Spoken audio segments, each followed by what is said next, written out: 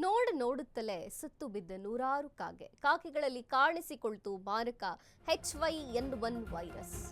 ನೋಡುತ್ತಲೇ ಸತ್ತು ಬಿದ್ದವು ನೂರಾರು ಕಾಗೆಗಳಲ್ಲಿ ಕಾಣಿಸಿಕೊಳ್ತು ಮಾರಕ H5N1 ವೈರಸ್. ಚೆನ್ನೈ ಮಹಾನಗರಿಯಲ್ಲಿ ಆತಂಕವೋ ಆತಂಕ.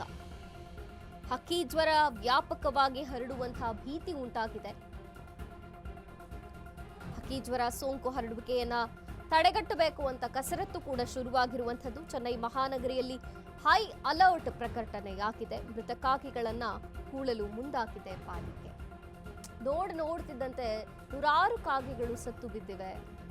H5N1 ವೈರಸ್ ಕಾಣಿಸಿಕೊಂಡಿದೆ ಕಾಗೆಗಳಲ್ಲಿ. ಚೆನ್ನೈ ಮಹಾನಗರದಲ್ಲಿ ಆಗಿರುವಂತಹ ಘಟನೆ ಇದು. ಅಲ್ಲಿನ ಜನರಲ್ಲಿ ಈಗ ಆತಂಕವೋ ಆತಂಕ ಅನ್ನುವಂತಹ ಪರಿಸ್ಥಿತಿ ಉಂಟಾಗಿದೆ. ಅಪಾಯಕಾರಿ ವೈರಸ್ ಇದು.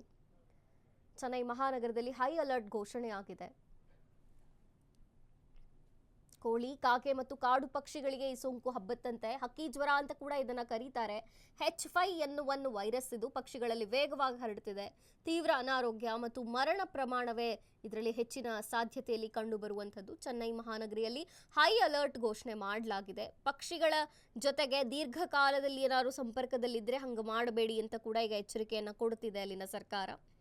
ಹಕ್ಕಿ ಜ್ವರ ಅಂತ ಇದನ್ನ ಕರೀತಾರೆ. ಈಗ ಮೃತ ಕಾಗೆಗಳನ್ನ ಹೂಳಲು ಮುಂದಾಗಿದೆ ಪಾಲಿಕೆ. ಸೋಂಕು ಹರಡುವಿಕೆಗೆ ಕಸರತ್ತನ್ನ ಮಾಡ್ತಿದೆ. ಚೆನ್ನೈ ಮಹಾನಗರಿಯಲ್ಲಿ ಹೈ ಅಲರ್ಟ್ ಘೋಷಣೆಯನ್ನ ಮಾಡಿದ್ದಾರೆ.